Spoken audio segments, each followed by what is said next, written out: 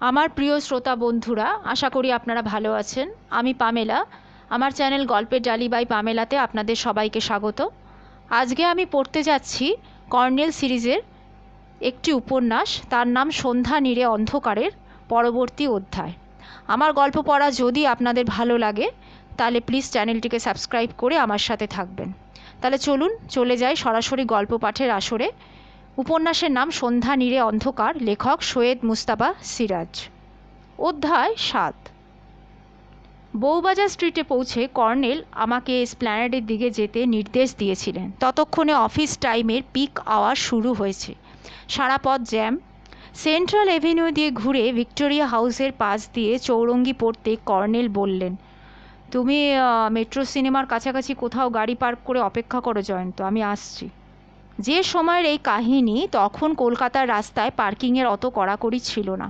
কর্নেলকে কেসি দাসের মিষ্টান্নের দোকানের ফুটপাতে একবার দেখতে পেলুম, তারপর তিনি ভিড়ে অদৃশ্য হয়ে গেলেন। সন্দেশ রসগোল্লার প্রতি কর্নেলের আসক্তি কম, কাজে তিনি মিষ্টি কিনতে যাচ্ছেন এমনটি ভাবা যায় না। নাকি কাউকে মিষ্টি ভেট দেবেন, কিছুই বুঝতে পারলাম না। বেশিক্ষণ অপেক্ষা করতে হলো না। আধ ঘন্টার মধ্যেই কর্নেল ফিরে এলেন। গাড়িতে বসে তিনি বললেন, সঞ্জয় খুব কাজের ছেলে, বুঝলে। অফিসে এসে প্রথমে আমার কাজটা সেরেই রেখেছে। যতটা চেয়েছিলাম তার থেকে অনেকটা বেশিই করেছে। আমি বললুম, কথাগুলো কর্নেল আমার কাছে কিন্তু খুবই দুর্বোধ্য, আপনি একটু পরিষ্কার করে বলুন। কর্নেল হাসলেন। হো, সঞ্জয়কে তুমি তো চেনোই না। হ্যাঁ, তবে সরকারি মহাফেজখানা নিশ্চয় তুমি চেনো। মহাফেজখানা মানে সেটা কি বস্তু? হ্যাঁ, আগের আমলে মহাফেজখানাই বলা হতো, এখন বলা হয় লেখাগার। ও আচ্ছা, তাই বলুন। পুরনো সরকারি ডকুমেন্টস যেখানে রাখা আছে, কিন্তু সেখানে কি ব্যাপার? সেখানে ব্যাপার হলো যে ব্রিটিশ আমলের পলিটিক্যাল নথিপত্র খুঁজে 1942 সালের অগাস্ট আন্দোলনের গোপন তথ্য আমার জানার দরকার ছিল। বিশেষ করে 1942 সালে অক্টোবরে ঝড় বৃষ্টির সময় মোহনপুর রাজবাড়ির খাজাঞ্চিখানা লুটের ঘটনায় কাদের বিরুদ্ধে ব্রিটিশ সরকারের সুনির্দিষ্ট অভিযোগ ছিল এবং তার পরের ঘটনা বলি, সেটাও আমার জানার খুব দরকার ছিল। তো সঞ্জয় সব ফাইলই তৈরি করে রেখেছিল, আমার যা দরকার তা আমি টুকেও নিয়েছি। প্রবুদ্ধকুমার দত্তের নাম কি পেয়েছেন কর্নেল? না, শুধু প্রবুদ্ধবাবুর নাম নয়, মনমোহন বোসের নামও আমি পেয়েছি। পরে মনমোহন বাবু নিজের মাথা বাঁচাতে পুলিশের চর হয়েছিলেন। তবে প্রথম দফায় পুলিশ যাদের গ্রেপ্তার করেছিল তাদের মধ্যে কিন্তু প্রবুদ্ধবাবুর নাম ছিল না, তার নামে হুলিয়া জারি করা হয়েছিল। দ্বিতীয় দফার মামলার সময় মনমোহন বাবু প্রবুদ্ধবাবুকে ধরিয়ে দিল। ব্রিটিশ সরকার মনমোহন বাবুকে এই জন্যে পুরস্কারও দিয়েছিল। হ্যাঁ, এই সমস্ত কথা মোটামুটি প্রবুদ্ধবাবুর এক্সারসাইজ খাতায় তো লেখাই আছে। মানে নতুন কি তথ্য আপনি পেলেন? হ্যাঁ বলছি, কিন্তু গাড়ি চালানোর সময় তোমার একাগ্রতা কিন্তু খুব দরকার। হাসতে হাসতে বললুম, না, আপনাকে অক্ষত শরীরেই বাড়ি পৌঁছে দেবো, আপনি চিন্তা করবেন না। না, বাড়ি নয়, মহাবীর ট্রেডিং কর্পোরেশনে যাব সোজা। তুমি, হ্যাঁ, সোজা এই রাস্তা দিয়ে এগিয়ে চলো তো। আপনি ওদের অফিস কি চেনেন? হ্যাঁ, দেখেছি। আরেকটু এগিয়ে গেলে, হ্যাঁ হ্যাঁ, বাদিকে, ওই যে বাদিকে একটা 10 তলা বাড়ি দেখছো, হ্যাঁ হ্যাঁ, মাথায় তুমি হোর্ডিং দেখতে পাবে। হ্যাঁ ঠিক আছে, আপনি বলুন, কী তথ্য পেলেন এবার? হ্যাঁ দেখো, প্রবুদ্ধবাবুর বিরুদ্ধে সুনির্দিষ্টভাবে মোহনপুর রাজবাড়ি থেকে হীরা লুট করার অভিযোগ ছিল না, কিন্তু সরকারি নথিতে দেখলুম আমি যে মনমোহন বোস পুলিশকে সেই হীরার কথা জানিয়েছিলেন। সেগুলো নাকি তখন প্রবুদ্ধবাবুর জিম্মাতে ছিল, তাই পুলিশ প্রবুদ্ধবাবুর ওপর প্রচণ্ড পীড়ন চালিয়ে একটা মিথ্যা মামলা করে তাকে জেলে পাঠিয়েছিল। তো রাজদ্রোহ এবং বোমা মেরে একজন সেপাইকে জখমের অভিযোগও রয়েছে সেখানে। এখানেই দেখো জয়ন্ত, আমি সূত্রটা হারিয়ে ফেললাম। হ্যাঁ, হীরের কথা বন্ধুকে বলে থাকতে পারেন প্রবুদ্ধ দত্ত, কিন্তু পুলিশ তার হীরা খুঁজে পায়নি। তাহলে হীরাগুলো প্রবুদ্ধবাবু তখন কোথায় লুকিয়ে রেখেছিলেন? হ্যাঁ, কিন্তু আপনি নতুন তথ্যটা কি পেলেন? দাঁড়াও দাঁড়া, এসে গেছি। হ্যাঁ হ্যাঁ হ্যাঁ, এখানে রাখো গাড়ি, হ্যাঁ লক করে দাও, হ্যাঁ তুমি আমার সঙ্গেও যাবে। বাড়িটার 7 তলায় মহাবীর ট্রেডিং কর্পোরেশন। লিফটের সামনে লাইনে দাঁড়াতে হলো আমাদের। তারপর প্রায় 15 মিনিট পরে লিফটে ঢোকার সুযোগ পেলুম। 7 তলা অর্থাৎ 6 ফ্লোরে লিফট থেকে নেমে লম্বা করিডোরের শেষে রিসেপশন কাউন্টারে গেলেন কর্নেল। রিসেপশনে সুন্দরীদেরই বেছে নেওয়া হয়, তাই ফিল্ম হিরোইনদের মতো রিসেপশনিস্টকে দেখে অবাক হলুম কর্নেলের কথা শুনে। তিনি তার নেম কার্ড দিয়ে বললেন, ম্যানেজিং ডাইরেক্টর মিস্টার ভগবান দাস কানোরিয়ার সঙ্গে 11:30টায় আমার অ্যাপয়েন্টমেন্ট আছে। এখন 11টা বেজে 28 মিনিট। কথাগুলো কর্নেল ইংরেজিতেই বললেন এবং রিসেপশনিস্ট টেলিফোনের রিসিভার তুলে চাপা স্বরে কার সাথে কথা বলল। তারপর রিসিভার রেখে মিষ্টি হেসে ইংরেজিতে বলল, 1 মিনিট কর্নেল সরকার, এখনই লোক এসে আপনাদের নিয়ে যাবে। একটু সরে এসে কর্নেলকে বললুম, এখানে কি ব্যাপার কর্নেল? আছে, আজ সকালে তুমি যখন বিছানায় তখন ওর সঙ্গে আমি কথা বলছিলুম। হ্যাঁ, কিন্তু ব্যাপারটা কি? অপেক্ষা করো না, তুমি নিজেই জানতে পারবে। অপেক্ষা করতে হলো না। একজন উর্দি পরা বেয়ারা রিসেপশনিস্টের দিকে তাকালে ভদ্রমহিলা কর্নেলকে দেখিয়ে দিলেন। বেয়ারা সেলাম দিয়ে বলল, আয়ে সাব। আবার করিডোর দিয়ে ডাইনে বাঁয়ে বাঁক নিতে নিতে একটা ঘরের দরজা খুলে লোকটা বলল, আন্দার যাইয়ে সাব। সে পর্দা ফাঁক করে ধরল। কর্নেল আগে এবং আমি তার পিছনে পিছনে ঘরে ঢুকলুম। বিশাল সেক্রেটারিয়েট টেবিলের ওধারে গাবদা গোবদা প্রকাণ্ড পুতুলের মতন এক প্রৌঢ় ভদ্রলোক টাই স্যুট পরে বসেছিলেন। হাত বাড়িয়ে কর্নেলের সঙ্গে হ্যান্ডশেক করে ইংরেজিতে বললেন, হ্যাঁ, ডিসিডিডি 1 মিস্টার অরিজিৎ লাহিড়ী আপনার কথা আমাকে বলেছেন। আপনি অনুগ্রহ করে এসেছেন, এতে আমি খুব খুশি হয়েছি। কর্নেল আমার সঙ্গে তার পরিচয় করিয়ে দিলেন। মিস্টার কানোরিয়া আমার সঙ্গেও হ্যান্ডশেক করে বললেন, বসুন আপনারা। তবে কর্নেল সরকার, আমার অনুরোধ, খবরের কাগজে যেন এ সমস্ত কিছু লেখা না হয়। কর্নেল তাকে আশ্বাস দিয়ে বললেন, না, আমার কানে এসেছে অনিশ মজুমদারের কেসের ব্যাপারে আপনি আর এগোতে চান না। সেটা কি সত্যি?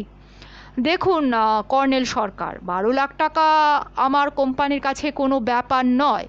তো মিস্টার মজুমদারের বিরুদ্ধে আমরা কেস করতুমও না, কিন্তু সে আমার কোম্পানির বোম্বে ব্রাঞ্চের ডাইরেক্টর আমার ছেলে অশোককে ব্ল্যাকমেল করছে। সব কোম্পানিতেই কিছু গোপন লেনদেন হয়, সেটা তো আপনি বোঝেন। আইন পুরোপুরি মেনে চললে কোম্পানি মারা পড়বে। হ্যাঁ, আমি স্বীকার করছি, কিন্তু মজুমদার অশোককে ব্ল্যাকমেল করছে কেন সেটা আপনি কি জানেন? সিনেমা করার জন্য টাকার দরকার, কর্নেল বললেন।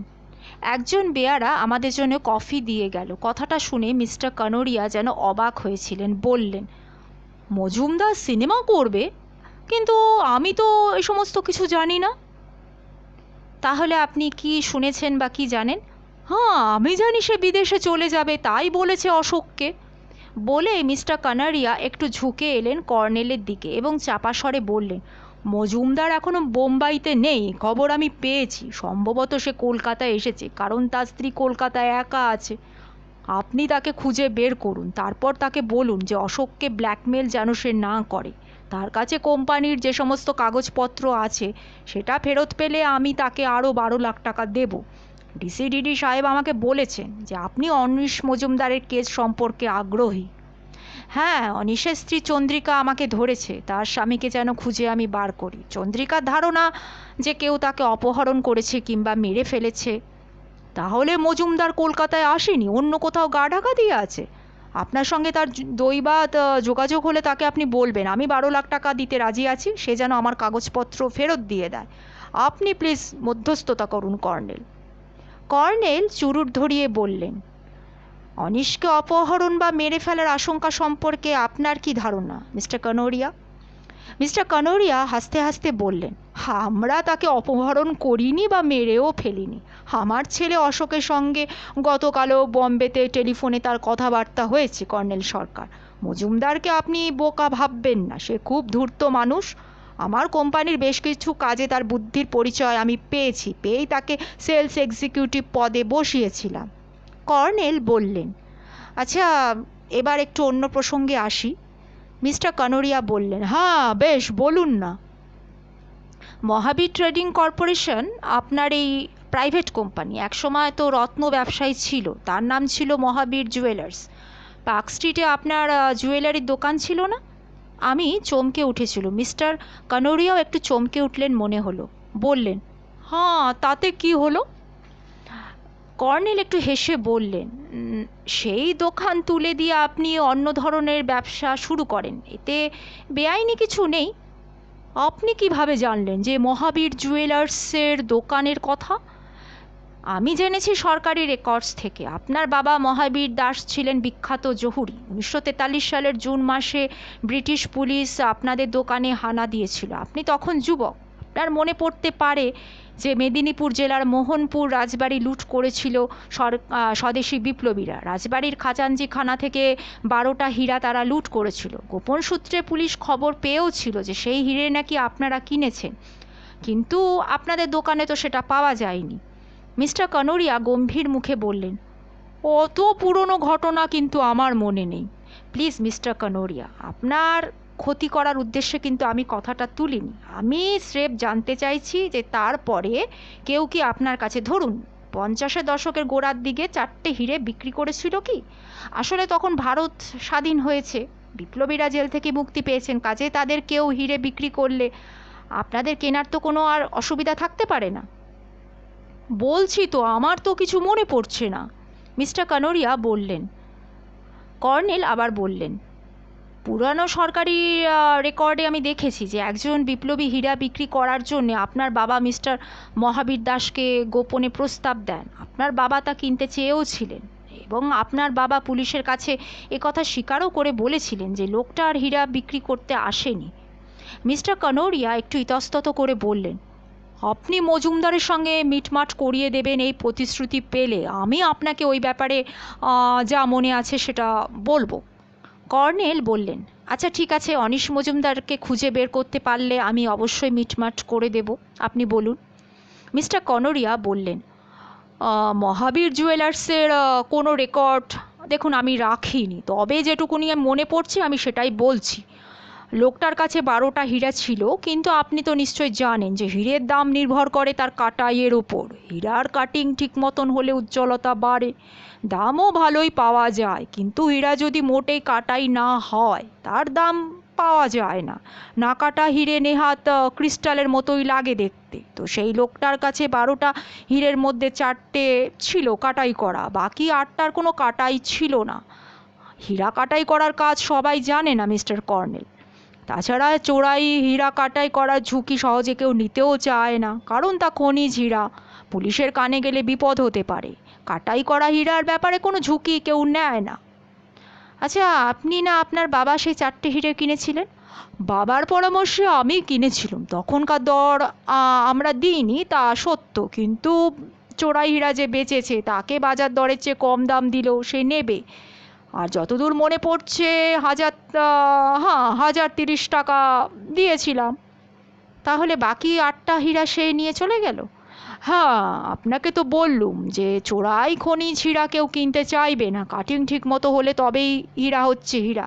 ব্যাপারটা আপনি বুঝলেন তো? কর্নেল উঠে দাঁড়িয়ে বললেন, হ্যাঁ ধন্যবাদ মিস্টার কানোরিয়া। গোপন সরকারি রেকর্ডে মহাবীর জুয়েলার্সে পুলিশের হানা দেওয়ার ঘটনাটা না জানলে আমি সময় নষ্ট করতুম না। মিস্টার কানোরিয়া উঠে দাঁড়িয়ে বললেন, হ্যাঁ কিন্তু আপনি কিন্তু আমাকে কথা দিয়েছেন। হ্যাঁ মিস্টার কানোরিয়া, চেষ্টা ত্রুটি আমি করব না, আমি বলে কর্নেল বেরুলেন। আমি তাকে অনুকরণ করলুম। করিডরে যেতে যেতে বললুম, কর্নেল, এ সমস্ত জেনে কী লাভ? আমি তো কিছুই বুঝতে পারছি না। কর্নেল তখন কিছু বললেন না। নিচে নেমে আসার পর গাড়িতে ঢুকে তিনি বললেন, দেখো, চন্দ্রিকার কথার সত্যতা পুলিশের কাছে যাচাই করার চেয়ে মহাবীর ট্রেডিং কর্পোরেশনের মালিকের মুখে যাচাই করাটা উচিত ছিল। জানতে পারলুম চন্দ্রিকা মিথ্যা কথা বলেনি। দ্বিতীয়ত 8খানা হীরা কেন প্রবুদ্ধবাবুর কাছে রেখেছিলেন সেটা বোঝা গেল। তার পক্ষে হীরা কোথাও কাটানো নিরাপদ ছিল না। কোনো কারিগরের হীরাগুলো আত্মসাৎ করলে প্রবুদ্ধবাবু তার বিরুদ্ধে কিছুই করতে পারতেন না, কারণ এগুলো ছিল চোরাই হীরা। আর এদিকে হীরাগুলো তিনি ফেলেও দিতে পারেননি, কারণ সেগুলো অমূল্য। গাড়ি স্টার্ট দিয়ে বললুম, এবার কি সুইট হোম কর্নেল? কর্নেল বললেন, না, তুমি এক কাজ করো, ভবানীপুরের দিকে চলো। সেখানে কার কাছে? কর্নেল জ্যাকেটের ভেতর থেকে খুদে নোট বই বের করে বললেন, হ্যাঁ হ্যাঁ, ননীগোপালের বাড়ি চলো, আমি রাস্তাটা চিনি, তোমাকে আমি বলে দেবো যেতে যেতে। কিন্তু ননীগোপালের কাছে তো কর্নেল হালদার মশাই গিয়েছিলেন। আমি যাচ্ছি অন্য কারণে। ভবানীপুর এলাকায় কর্নেলের নির্দেশ মতো শর্টকাটে অনেক আঁকাবাঁকা গলি পেরিয়ে মোটামুটি চওড়া রাস্তায় পৌঁছে কর্নেল বললেন, ওই যে দেখছো ওই সামনে যে ব্যাংকটা দেখা যাচ্ছে, হ্যাঁ হ্যাঁ ওই ব্যাংকটা, তার পাশের গলির মোড়ে গাড়িটা রাখো। হ্যাঁ, নাম্বারটা মনে হচ্ছে গোলমেলে। গাড়ি গলিটার মুখে লক করে কর্নেলকে অনুসরণ করলুম। অনেকে জিজ্ঞাসা করার পরে উল্টো দিকে একটা গলির মধ্যে বাড়িটা পাওয়া গেল। রোয়াকে একজন পৌর ভদ্রলোক বসেছিলেন। তাকে জিজ্ঞাসা করলে তিনি ব্যস্তভাবে বললেন, আমি তো ননীগোপাল চৌধুরী, আপনারা কোথা থেকে আসছেন স্যার? কর্নেল তাকে নেমকার্ড দিয়ে বললেন, আপনার সঙ্গে জরুরি কিছু কথা আছে। ননীবাবু একতলায় থাকেন। বসার ঘর খুলে আমাদের অভ্যর্থনার ভঙ্গিতে বললেন, হ্যাঁ বসুন স্যার। আজ সকালে আমার মন বলছিল হাবুলদার ব্যাপারে নিশ্চয়ই সরকার একটা কিনারা করবেন। কর্নেল বললেন, হাবুলদাকে? আজ্ঞে প্রবুদ্ধ কুমার দত্ত, আমার পিস্তত দাদা। কাল প্লেন ড্রেসে একজন ডিটেকটিভ ভদ্রলোক এসেছিলেন, তিনি আমাকে আশাও দিয়ে গেছেন। ননীবাবু, আপনার কাছে আমি কয়েকটা কথা জানতে এসেছি। হ্যাঁ বলুন স্যার, যা জানি সবই বলবো। ওই কনকপুরের বৃদ্ধাশ্রমের মালিক। কর্নেল তাকে থামিয়ে দিয়ে বললেন, দেখুন 1942 বা 43 সালে আপনার বয়স কত ছিল? কত আর হবে, 12 কি 13। আপনার মা কি বেঁচে আছেন? না স্যার। আর বাবা? বাবা তো স্যার আমার ছোটোবেলায় মারা যান। আচ্ছা, আপনার কি মনে আছে যে 1943 সালে কোনো সময় আপনার হাবুলদা আপনাদের কোন সময় আপনার হাবুলদা আপনাদের বাড়ি এসেছিলেন? স্যার আমার আবছা মনে আছে হাবুলদাকে, তবে মায়ের কাছে শুনেছি যে হাবুলদাকে যখন পুলিশ খুঁজছিল গোপনে এক রাত্রে মায়ের কাছে ওর জিনিসপত্র রেখে গিয়েছিলেন, তো জেল থেকে 6-7 বছর পরে সেগুলো নিতেও এসেছিলেন। মা বলতেন বিছনাপত্র নষ্ট হয়ে গিয়েছিল, শুধু একটা তোরঙ্গ ছিল, সেটা নিয়ে যান হাবুলদা। বলে ননীবাবু কণ্ঠস্বর চাপা করলেন, মা বলতেন হাবুলদার সেই তোরঙ্গে 8খানা হীরা নাকি লুকানো ছিল। হাবুলদা মাকে বিশ্বাস করতেন, আর মাও সেই বিশ্বাস ভঙ্গ করেননি। আচ্ছা, আপনি কি বউবাজার এলাকার মনমোহন বোস নামে কাউকে চিনতেন বা এখনও চেনেন? একটু ভেবে নিয়ে ননীবাবু বললেন, হ্যাঁ অস্পষ্টভাবে মনে পড়ছে স্যার। মায়ের কাছে শুনেছি ফেরার অবস্থায় হাবুলদা কোনো এক বোসবাড়ির বাড়িতে লুকিয়ে থাকতেন। বোসবাবুই নাকি হাবুলদাকে ধরিয়ে দেন। জেল থেকে ফিরে হাবুলদা নিজে তো মাকে কথাটাই বলেছিলেন। আচ্ছা ননীবাবু, আপনার হাবুলদা জেল থেকে ফিরে কোথায় ছিলেন বা কী করতেন আপনি সেটা কি জানেন? হ্যাঁ জানি স্যার, মানে মায়ের কাছে শুনেছি ওড়িশায় উনি কাঠের ব্যবসা করতেন। আচ্ছা, আপনার হাবুলদার তো একটি মেয়ে ছিল, স্ত্রী মারা গিয়েছিলেন, তো সেই মেয়ে এখন কোথায় আছে আপনি কি জানেন? হ্যাঁ শুনেছিলাম স্যার, ওই মেয়ের বিয়ে দিয়েছিলেন কোথায়, তবে শোনা কথা, কে জানি বলছিল স্যার, মনে নেই। আসলে স্যার হাবুলদার সঙ্গে আমার আর যোগাযোগ ছিল না, মানে তারপর হঠাৎ এই মাস তিনেক আগে হাবুলদার একটা চিঠি পেয়েছিলুম কনকপুর বৃদ্ধাশ্রম থেকে, সঙ্গে সঙ্গে গিয়ে দেখাও করলুম। তো উনি আমার কাছে আশ্রয় চেয়েছিলেন। আমার অবস্থা তো দেখছেন ভালো নয়, 3 মেয়ের মধ্যে 2 মেয়ের বিয়ে দিতে পারছি না, স্কুল থেকে রিটায়ার করেছি, তো কথায় কথায় ওকে সেই সমস্ত হিরেগুলোর কথা আমি জিজ্ঞেস করলুম, তো উনি রেগে গেলেন। বলতে লজ্জার কারণ নেই স্যার, আমি তবু হাবুলদার কাছে অনেকবার গেছি, হিরেগুলো বিক্রি করলে ওকে আমি আশ্রয় দিতে পারতুম, কিন্তু মেয়েদের বিয়েও আমি দিতে পারতুম, কিন্তু হাবুলদা আমাকে বারবার ফিরিয়ে দিলেন। তারপর দেখুন এখন কি অবস্থা হলো, হাবুলদার মারা গেলেন আর 8খানা হিরে তো হাতছাড়াই হয়ে গেল। কর্নেল বললেন, আচ্ছা আপনি তাহলে ওর মেয়ের কোনো খবর জানেন না? ভেতরে দরজার কাছে ননীবাবুর স্ত্রী এসে দাঁড়িয়েছিলেন। এবার ভদ্রমহিলা ঝাঁকালো কণ্ঠস্বরে বলে উঠলেন, আর চেপে রাখার কি দরকার? আমার শাশুড়ি যাকে অত সেবা যত্ন করতেন, যার যখের ধন বুকে দিয়ে আগলে রেখেছিলেন, সে যেমন কর্ম তেমনই ফল পেয়েছে। শেষ বয়সে কেন হাবুলদার ওই দশা হয়েছিল শাশুড়ি কি বলেননি তোমাকে? ননীবাবু বললেন, আহা, ওইসব কেলেঙ্কারির কথা কি এদের কাছে বলা উচিত? ভদ্রমহিলা বললেন, তুমি না পারো আমি বলছি। মাত্র 15-16 বছরের অমন সুন্দরী মেয়ের বিয়ে দিয়ে জামাইয়ের নামে সর্বস্ব উনি লিখে দিয়েছিলেন। সেই জামাই একজন বজ্জাত মাতাল, ভুবনেশ্বরের লোক, সে সুতপাতার অত্যাচারে পালিয়ে এসেছিল। আপনাদের জানা দরকার এ কথা। সুতপারও কিছু দোষ ছিল, আমাদের বাড়িতে সে 1 মাস থাকলো, আমাদের অবস্থা তো দেখতেই পাচ্ছেন। তার ওপর দেমাকি চালচলন মেয়ের। আমার মেয়েরা ওকে পছন্দ করতো না, শেষে একদিন একটু ঝগড়াঝাটি মতো হলো, তারপরে মেয়েও বাবার মতোই নিখোঁজ হয়ে গেল। কর্নেল বললেন, আচ্ছা এটা কতদিন আগে? হ্যাঁ তা বছর দেড়েক তো হয়েই গেল। ভদ্রমহিলা ঘুরে কাকে বললেন, হ্যাঁ তিন্নি, তোরা তো বলছিলি সুতমা এখন নাকি নাম বদলে। কর্নেল তার কথার উপরে বললেন, সিনেমার হিরোইন হয়েছে, তার নাম কি নীলা রায়? আমি চমকে উঠেছিলুম। ননীবাবু নিষ্পলক চোখে তাকিয়েছিলেন। তিন্নি নামের তরুণীটি মুখ বের করে বলল, হ্যাঁ ফিল্ম ম্যাগাজিনে সুতোপাদির ছবি দেখেছি, নীলা রায়ের ছবি দেখে সুতোপাদিকে আমি চিনতে পেরেছিলুম। তিন্নির মা বললেন, মেয়ে এখন বাবার কথা ভুলে গেছে, খবরের কাগজে খবরটাও তা কি চোখে পড়েনি? সুতপা কোথায় থাকে সেটা অবশ্য আমি জানি না, জানলে বলে আসতুম। তুমি সিনেমায় মেতে আছো, ওদিকে তোমার বাবা কি অবস্থায় মারা গেলেন, ধিক তোমাকে। কর্নেল বললেন, আচ্ছা আমরা উঠছি। নীলা রায়ের ছবি দেখে আমার সন্দেহ হয়েছিল, কারণ তার 10 বছর বয়সে তাকে আমি দেখেছিলুম, তার একটা ছবি তুলে রেখেছিলুম। যাই হোক, হীরের আশা আপনারা করবেন না, যদি তা উদ্ধার করা যায় তার মালিক হবেন ভারত সরকার। বলে কর্নেল বেরিয়ে এলেন। তাকে অনুসরণ করে বললুম, কর্নেল, এই যে নাটকীয় ঘটনা, আপনি সব কিছু জেনে নীলা রায়ের প্রকৃত পরিচয় আপনি চেপে রেখেছিলেন? কর্নেল হাসলেন। আমার অনুমান সত্যি কিনা তা যাচাই হয়ে গেল।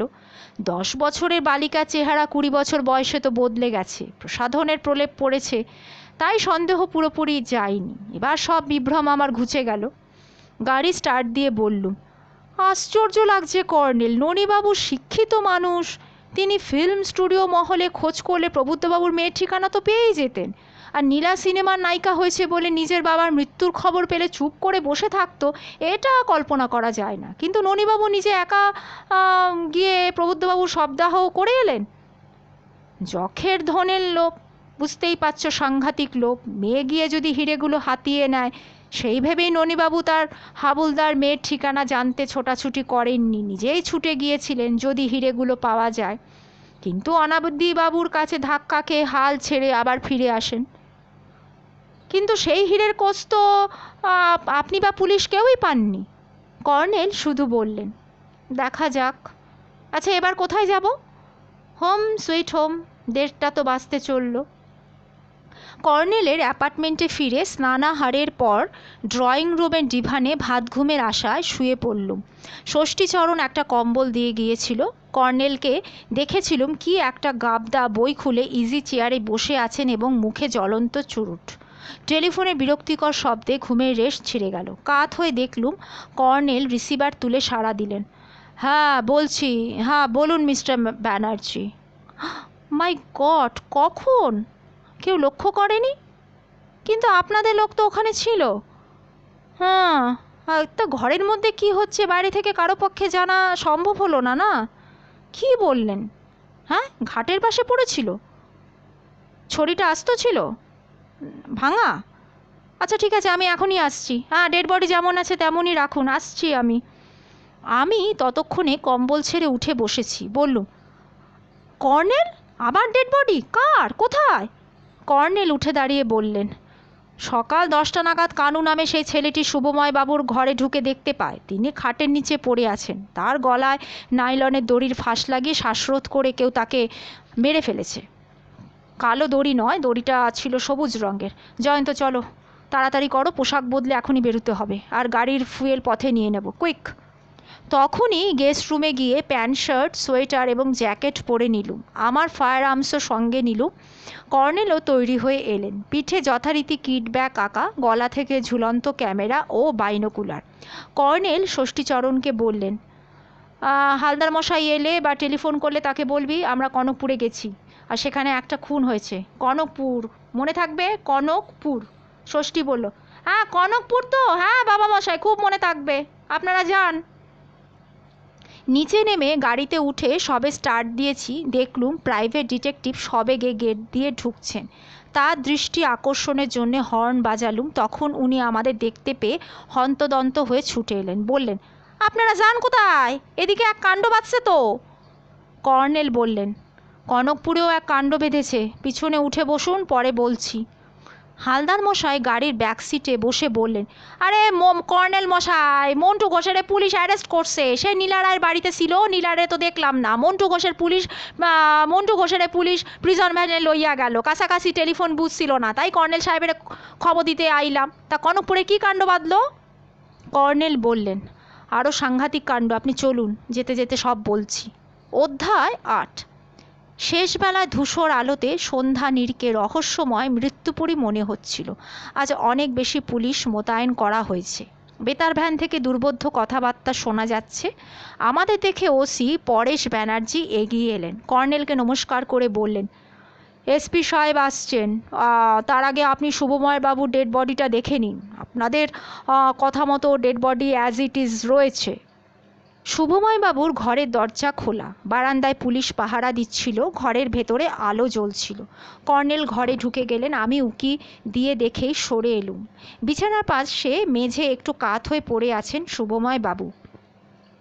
গলায় সবুজ নাইলন দড়ি শক্তভাবে আটকানো। হালদার মশাই দরজার ভেতরে পা বাড়িয়ে উত্তেজিতভাবে বললেন, কর্নেল স্যার, দেখছেন কাণ্ড? সিলিং ফ্যানে ওটা কি ঝুলতাছে? ওসি মিস্টার ব্যানার্জি বললেন, হ্যাঁ দেখেছি। খুনি সিলিং ফ্যানের গোড়ায় মোটা লাইনারের একটা দড়ি বেঁধে রেখেছিল। শুভময় বাবুকে শ্বাসরোধ করে মেরে তার বডি ওখানে লটকাতে চেয়েছিল, যাতে শুভময় বাবুর হত্যাটা আত্মহত্যা বলে প্রমাণিত হয়, কিন্তু কোনো কারণে সেই সুযোগটা মেলেনি তার। কর্নেল বললেন, হ্যাঁ ঠিকই বলেছেন, তবে এর থেকে বোঝা যায় যে খুনির গায়ের বেশ জোর আছে। শুভময় বাবুর লাশ টেনে তোলা তার পক্ষে কিন্তু কঠিন ছিল না। দেখছেন তো, ওই যে মোড়াটা উল্টে পড়ে আছে, তার থেকে কিন্তু বোঝা যায় যে সে বিছনার ওপরে মোড়া রেখে তার ওপরে চড়ে সিলিং ফ্যানে ফাঁস বাঁধা দড়িটা লটকে দিয়েছিল। হ্যাঁ, বিছানায় তো মোড়ার গোল দাগ আছে, ওই যে দেখুন। হ্যাঁ, তারপরে লোকটা লম্বা এবং তার স্বাস্থ্য মজবুত, বললেন কর্নেল। ওসি চাপা স্বরে আবার বললেন, আপনার কথা মতো তো মদনমোহন বোসের দিকে আমার লোক নজর রেখেছিল। আজ বেলা 8টা নাগাদ বোসবাবু শুভময় বাবুর ঘরেও ঢুকেছিলেন, দুজনে গল্প করলেন। বটতলার আড়াল থেকে এই ঘরের ভেতরটা দেখা যায়। কানু দুজনের জন্য চা দিয়ে গিয়েছিল। আধ ঘন্টা পরে বোসবাবু তার ঘরে চলে যান। কানু এটো কাপ নিতে এসে দেখে যে শুভময় বাবু কাগজ পড়ছিলেন। তবু আমি বোসবাবুর হাইট ও মোড়ার হাইট মেপে দেখেছি। বোসবাবুর পক্ষে সিলিং ফ্যানে দড়ি বাঁধা অসম্ভব, কিন্তু বোসবাবুর শরীরের যা অবস্থা, তাতে কাজ মনে হয় না তার দ্বারা সম্ভব হয়েছে। তারপর এখানকার কর্মচারী গোবিন্দকে জেরা করে আমি জানতে পারলুম যে আজ সকাল 9টা নাগাদ বোসবাবুর নাতি মন্টু ঘোষ এসেছিল। গোবিন্দ তাকে তার দাদুর ঘর থেকে বেরিয়ে বটতলার দিকে যেতে দেখেছিল, কিন্তু তখন তাকে বাজারে যেতে হয়েছিল বলে ম্যানেজার কেশববাবু কাছে সে চলে গিয়েছিল এবং সেখানে এসে নির্দেশ নিয়েছিল যে কী কী বাজার করতে হবে। হালদার মশাই বলে উঠলেন, মন্টু বাবুরে পুলিশ কলকাতার নাকতলা এরিয়া একজন ফিল্ম স্টারের বাড়িতে আজ 3টের সময় তো অ্যারেস্ট করছে। ওসি পরেশ ব্যানার্জি বললেন, হ্যাঁ আমরা সে খবর পেয়েছি কর্নেল সাহেব। মন্টু ঘোষ আজ সকাল 9টা 15-তে সন্ধ্যা নেড়ে কিন্তু এসেছিল। আগেকার ভিজিটার্স বুক আমাদের হাতে, তাই নতুন ভিজিটার্স বুকে বুক করা হয়েছে। ম্যানেজার কেশববাবু ওতে আগের মতোই মন্টু ঘোষের সই করিয়ে নিয়েছিলেন। কেশববাবুর কাছেই জেনেছি মন্টু ঘোষ তার দাদু বোসবাবুর মতোই লম্বা। তার চেয়ে বড় কথা, তার শরীরের গড়ন কিন্তু বেশ বলিষ্ঠ। সে মারুতি গাড়িতে চেপে প্রায় দাদুর সঙ্গে দেখা করতে আসতো। ওদিকে আমাদের কলকাতা পুলিশ ফোর্সের খবর সে একজন ফিল্ম মেকার। দাদুকে তার একটা বাড়ির আনরেজিস্টার্ড ডিডে মালিকানা নিজের নামে লিখে সই করার জন্য বেশ কিন্তু পিড়াপিড়ি করছিল কিছুদিন ধরে। বাড়িটা যে কোনো প্রমোটারকে সে বেচতে চেয়েছিল, কারণ সিনেমা করার জন্য তার প্রচুর টাকার দরকার ছিল। কর্নেল বললেন, হ্যাঁ সে সমস্ত আমি জানি। এ সমস্ত কথা তো আমি আপনাকে আভাসে বলেও ছিলুম। ওসি একটু হেসে বললেন, হ্যাঁ আমি এখন ব্যাপারটা ইনভেস্টিগেশন করে কনফার্মড হয়েছি। কিন্তু শুভময় বাবুকে মন্টু ঘোষের খুন করার মোটিভটা কি, আপনার কি মনে হয়? ওসি পরেশ ব্যানার্জি বললেন, পরে ব্যাপারটা নিয়ে দেখুন আপনার সাথে কথা হবে। এবার আমরা ডেড বডি মর্গে পাঠানোর ব্যবস্থা করি, অ্যাম্বুলেন্স অপেক্ষা করছে। হ্যাঁ, আমার আর কিছু দেখার নেই। তো শুভময় বাবুর ঘরে খুনি কিছু খুঁজছিল কিনা সেটা লক্ষ্য করেছেন? কর্নেল বললেন, হ্যাঁ আপনি দেখুন, কোথাও খোঁজাখুঁজি চিহ্ন কিন্তু আমরা পাইনি। ওসি বললেন। কর্নেল চারপাশে চোখ ঘুরিয়ে বললেন, না কোনো জিনিস তো এলোমেলো অবস্থায় নেই। একটু পরে অ্যাম্বুলেন্স গাড়ি শুভময় বাবুর মৃতদেহ নিয়ে চলে গেল। তারপর সন্ধ্যা ঘনিয়েছে, আলো জ্বলে উঠেছে। কর্নেল ওসি মিস্টার ব্যানার্জিকে বললেন, সেই ছড়িটা আপনি একটু দেখান তো। ওসি একজন পুলিশ অফিসারকে ডাকলেন। তিনি পুলিশের ভ্যান থেকে ছড়িটা নিয়ে এলেন। মিস্টার ব্যানার্জি বললেন, হ্যাঁ, ছড়িটা ঘাটের বাঁদিকে ঝোপের মধ্যে পড়েছিল। কর্নেল বললেন, এটা শুভময় বাবুর হাতে আমি ঘরে দেখেছিলুম, তবে এ ছড়ি তো তার নয়, এটা প্রবুদ্ধবাবুর। হ্যাঁ, কি বললেন আপনি? হ্যাঁ, ঘাটে প্রবুদ্ধবাবুর হাত থেকে এটা ছিটকে পড়েছিল। শুভময় বাবু এটা কুড়িয়ে নিয়েছিলেন, কিন্তু আমাকে ছাড়া আর কাউকে তো তিনি কথা বলেননি। আরেকটা কথা আপনাকে এবার আমি জানাতে চাইছি যে প্রবুদ্ধবাবুর পকেট থেকে তার ঘরের চাবি তিনি তৎক্ষণাৎ কিন্তু বের করে নিয়েছিলেন। এমনকি প্রবুদ্ধবাবুর ডেড বডি নিয়ে যখন হইচই চলছে, তিনি কিন্তু সবার অলক্ষ্যে প্রবুদ্ধবাবুর ঘরে ঢুকেও ছিলেন। কেন? প্রবুদ্ধবাবুর ঘর থেকে কিছু চুরি গেছে কিনা সেটা উনি দেখতে চেয়েছিলেন। বাবা, এটা তো একটা অদ্ভুত কৈফিয়ত, না বিশ্বাসযোগ্য তো নয়। কর্নেল কোনো মন্তব্য না করে ছড়িটার গোড়ার দিকে কিছুটা অংশ পেতলে বাঁধানো মোটা হাতল ঘোরাতে শুরু করলেন। হাতলটা খুলে গেল। ছড়িটার ভেতরে 1 ইঞ্চি ব্যাসের গর্ত। কর্নেল ছড়িটা উপুর করে হাতে তালুতে ঠুকলেন। তারপর বললেন, মিস্টার ব্যানার্জি, দেখুন, এর মধ্যে 8টা হিরে ছিল। তবে হিরেগুলো কাটাই করা নয়, খনিজ হিরে আপনি বলতে পারেন। কাটাই না করলে হিরেকে হিরে বলার একটু সমস্যা রয়েছে। ওসি পরেশ ব্যানার্জি ভুরু কুঁচকে তাকিয়ে রইলেন। বললেন, আপনি জানতেন? কর্নেল তার জ্যাকেটের ভেতর থেকে ভাঁজ করা সেই জীর্ণ এক্সারসাইজ খাতাটা ওসির হাতে দিয়ে বললেন, আপনি এটা পড়ে দেখেননি। আমি আপনাকে এটা সিজ করতে বলেছিলাম, কারণ এই খাতায় প্রবুদ্ধবাবু তার অসমাপ্ত একটা আত্মজীবনী লিখে রেখেছেন। এবার আপনি এটা পড়লে হীরের খবর পেয়ে যাবেন। ওসি মিস্টার ব্যানার্জি বললেন, চলুন আমরা অফিস ঘরে গিয়ে বসে কথা বলি। আমরা অফিস ঘরে বসার পর ম্যানেজার কেশববাবু ক্যান্টিন থেকে চা আনতে গেলেন। ততক্ষণে কর্নেল মোটা ছড়ির মুখে হাতলটা ঘুরিয়ে ঘুরিয়ে এঁটে দিয়েছেন। পরেশ ব্যানার্জি এক্সারসাইজ খাতার পাতায় দ্রুত চোখ বুলিয়ে নিচ্ছিলেন। গোবিন্দ ট্রেতে চায়ের কাপ প্লেট রেখে চলে গেল। ওসি বললেন, এই যে কেশববাবু, আপনি বাইরে যান। হ্যাঁ, অনাদিবাবু কোথায়? ম্যানেজার বললেন, স্যার, উনি মন্দিরে আছেন। আচ্ছা, ঠিক আছে, দরকার হলে আপনাদের আমি ডাকবো। চা খেতে খেতে প্রবুদ্ধবাবুর আত্মজীবনীর একটা পাতার দিকে তাকিয়ে ওসি বললেন, হ্যাঁ, এই তো, এখানেই তো হীরের কথা লেখা আছে দেখছি, মোহনপুর রাজবাড়ির হীরে। কি আশ্চর্য, 1942 সালের অক্টোবর মাসের ঘটনা। কর্নেল চুপচাপ চা খাচ্ছিলেন। প্রাইভেট ডিটেকটিভ এই সময় চাপা স্বরে কর্নেলকে বললেন, শুভময় বাবু হীরার খবর জানলেন কেমনে? কর্নেল একটু হেসে বললেন, ওরা পরস্পর ঘনিষ্ঠ বন্ধু ছিলেন।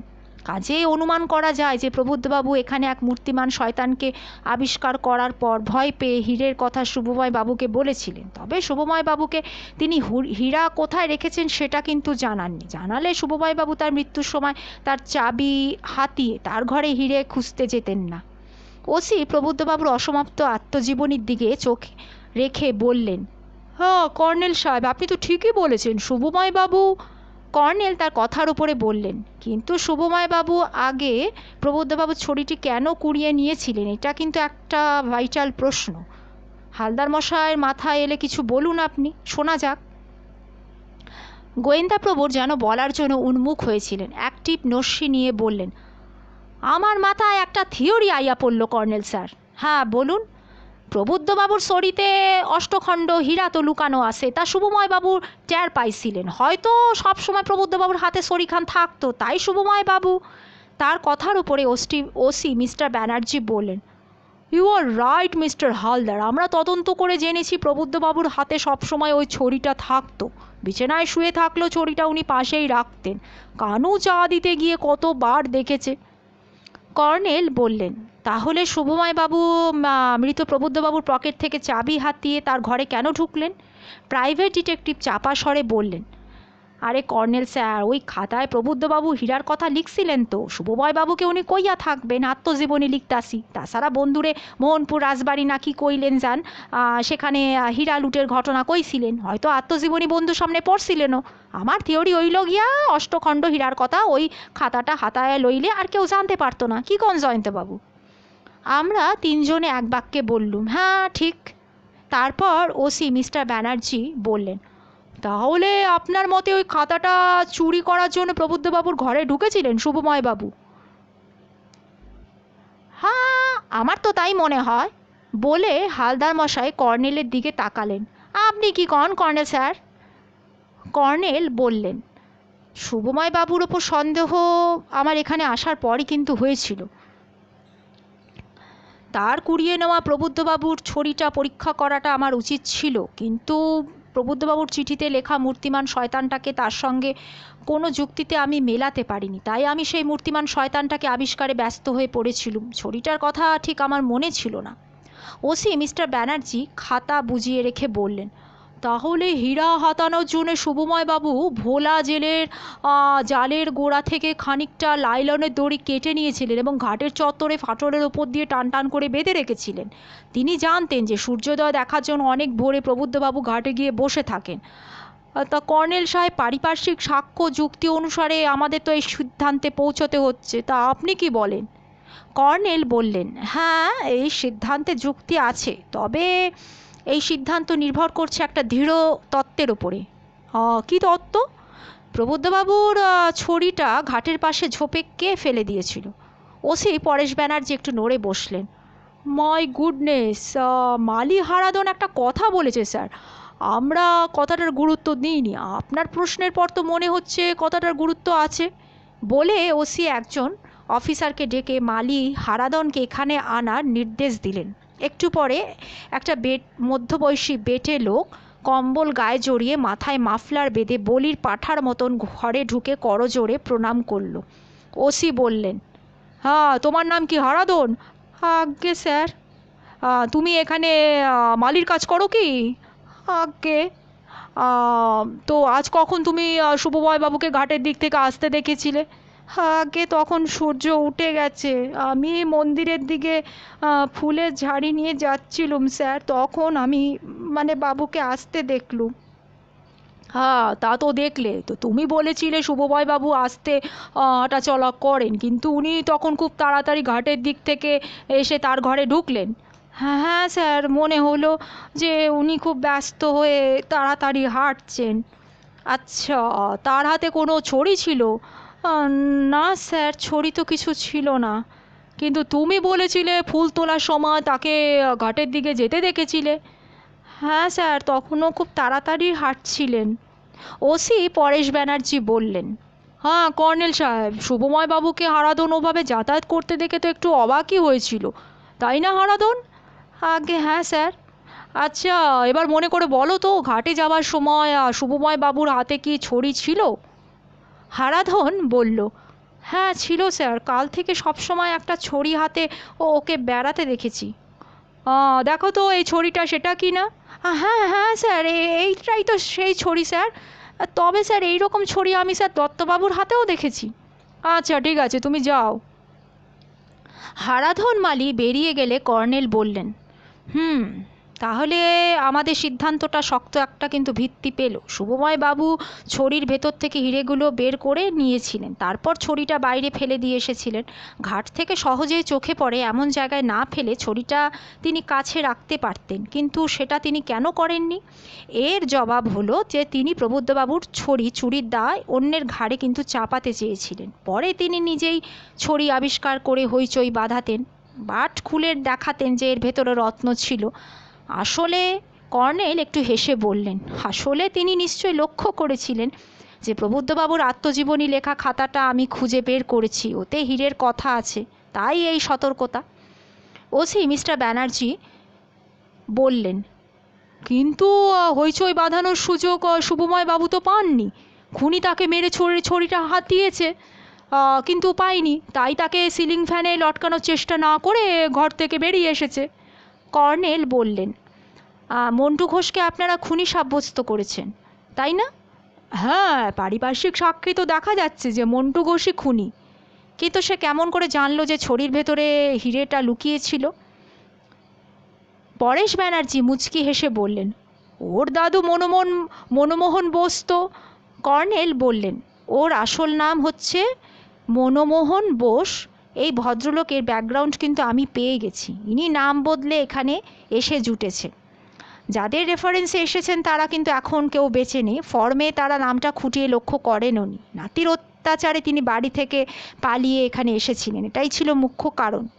কিন্তু এই মনমোহন বোস ব্রিটিশ আমলে ছিলেন পুলিশের দলে, বিপ্লবীর দলে পুলিশের চর ছিলেন। প্রবুদ্ধবাবু একে বিপ্লবী বলে মনে করতেন, তাই বন্ধু বোসবাবুর কাছে আশ্রয় নিয়েছিলেন। তারপরে এই বোসবাবুই প্রবুদ্ধবাবুকে পুলিশের হাতে তুলে দেন। সম্ভবত পুলিশের হাতে প্রবুদ্ধবাবুকে তুলে দেওয়ার কারণ ছিল যে প্রবুদ্ধবাবুর হিরেগুলো হাতানো, কিন্তু বুদ্ধিমান প্রবুদ্ধবাবু তা তার তোরঙ্গে লুকিয়ে রেখেছিলেন। আর বোসবাবুর কাছে আশ্রয় নেওয়ার আগে সেই তোরঙ্গার বিছানা তিনি ননীগোপাল চৌধুরীর মায়ের কাছে রেখে আসেন। ননীগোপাল তখন বালক ছিলেন। তাদের বাড়িতে থেকে প্রবুদ্ধবাবু বিধবা আত্মীয়াকে বিপদে ফেলতে চাননি, তো বোসবাবুর বাড়িতেই তিনি আশ্রয় নেওয়াটা নিরাপদ মনে করেছিলেন।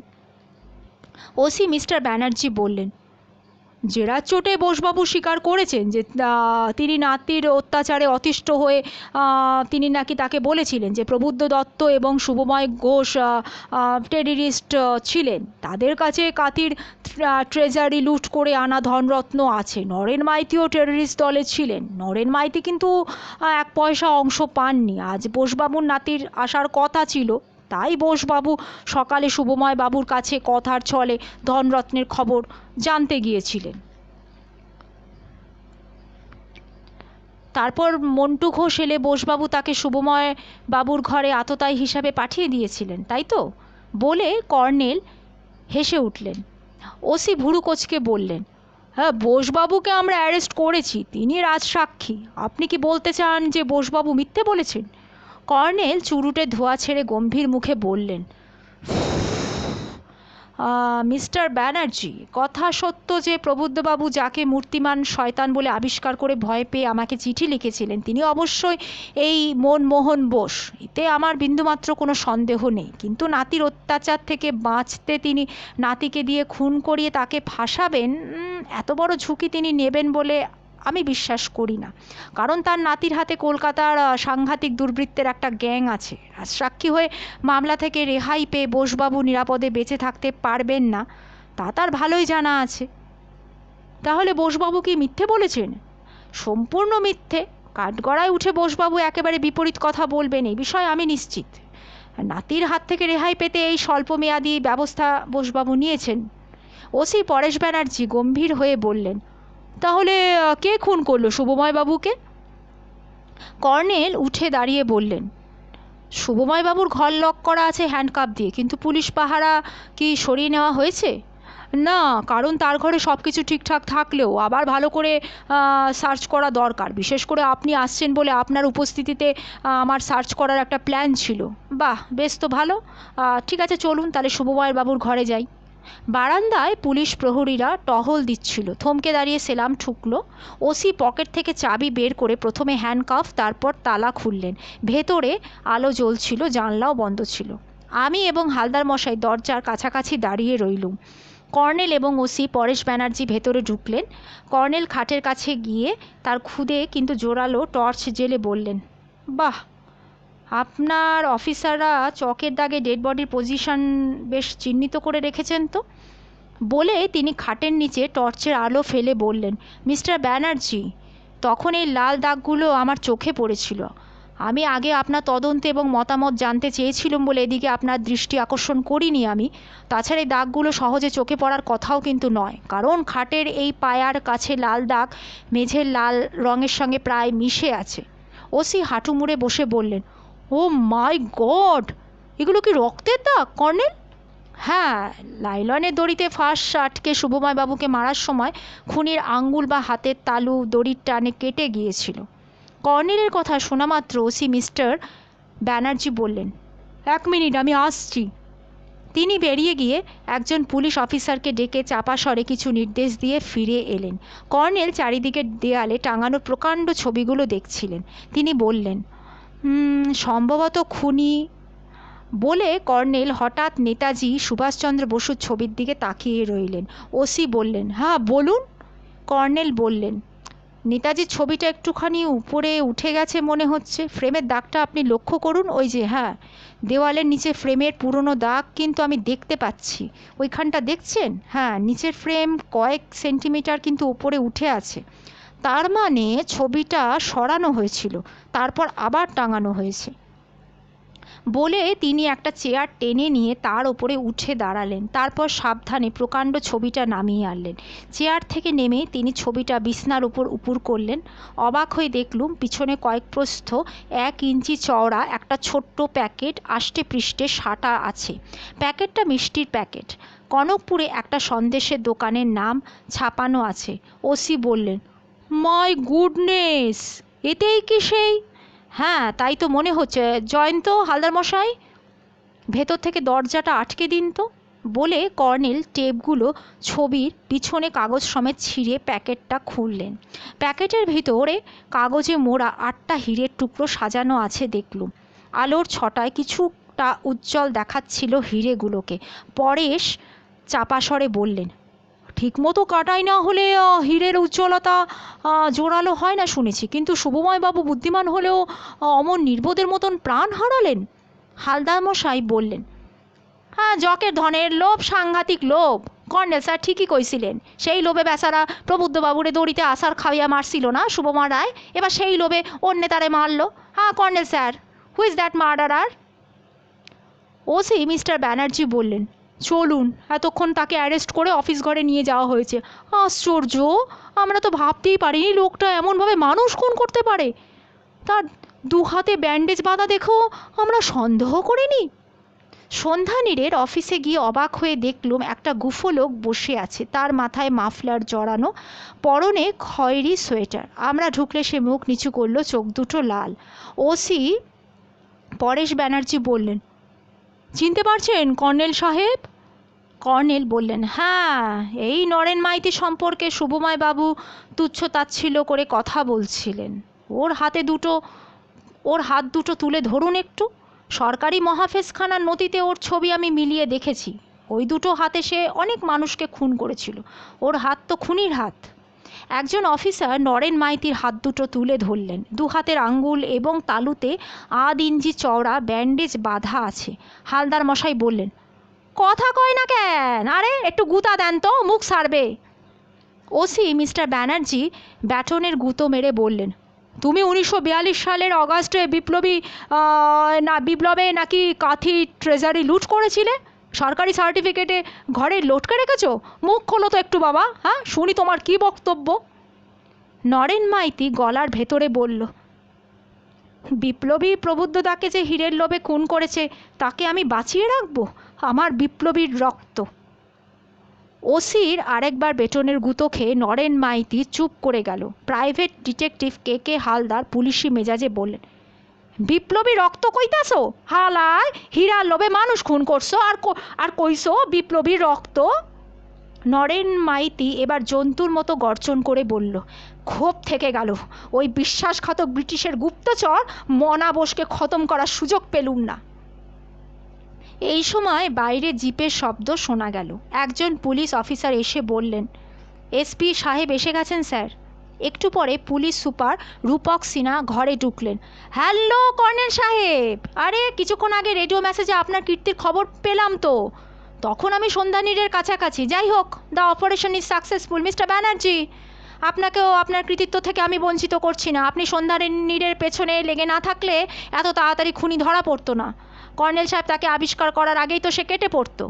ওসি বললেন, এই যে এই লোকটা স্যার, নরেন মাইতি স্যার নাম, বলছে তার বিপ্লবী রক্ত শুভময় রায়কে খতম করেছে, কারণ শুভময় রায় প্রবুদ্ধ দত্তকে আছাড় খাইয়ে মেরে ফেলেছিলেন।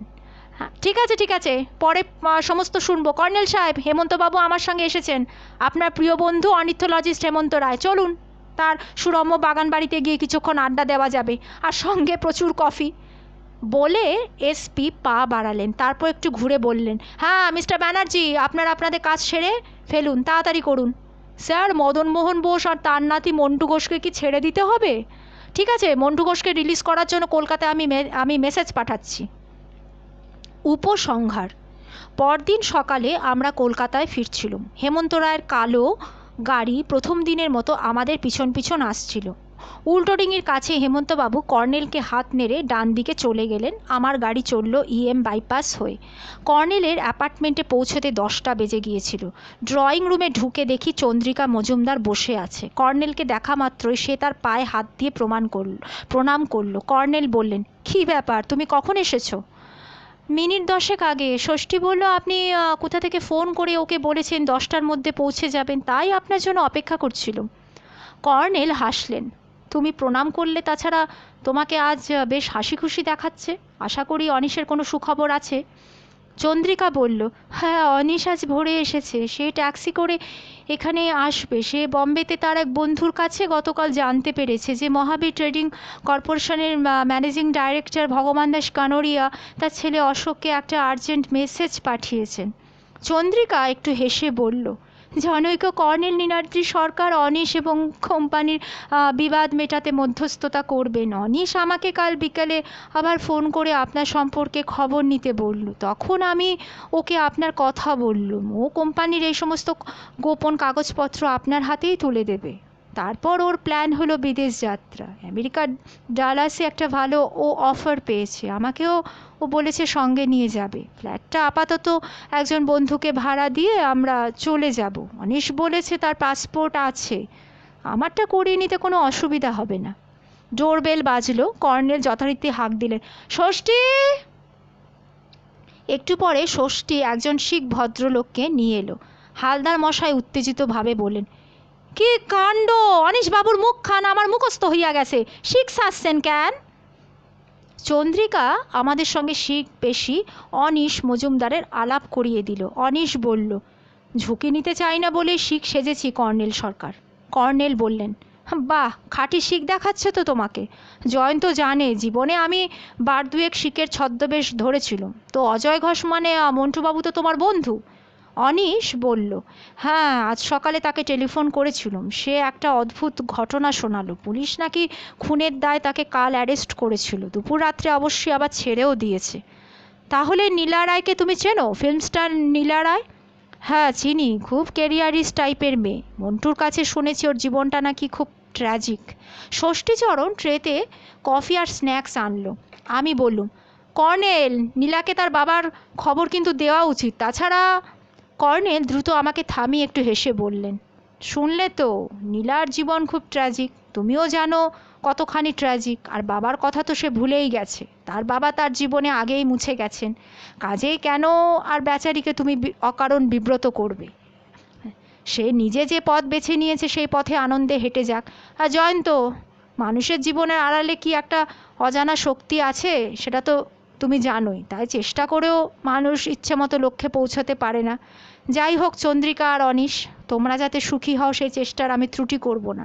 আর মহাবীর কোম্পানির মিস্টার কানোরিয়ার কাছে আমি প্রতিশ্রুতিবদ্ধ। তাই এবার অনিশ, তুমি তোমার ঝুলি থেকে বেড়াল বার করো। হালদার মশাই খিক খিক করে হেসে বললেন, তা কইছেন ভালো, ঝুলির বেড়ালই বটে। আমার প্রিয় শ্রোতা বন্ধুরা, আজকে উপন্যাসটি এখানেই শেষ হলো। নমস্কার।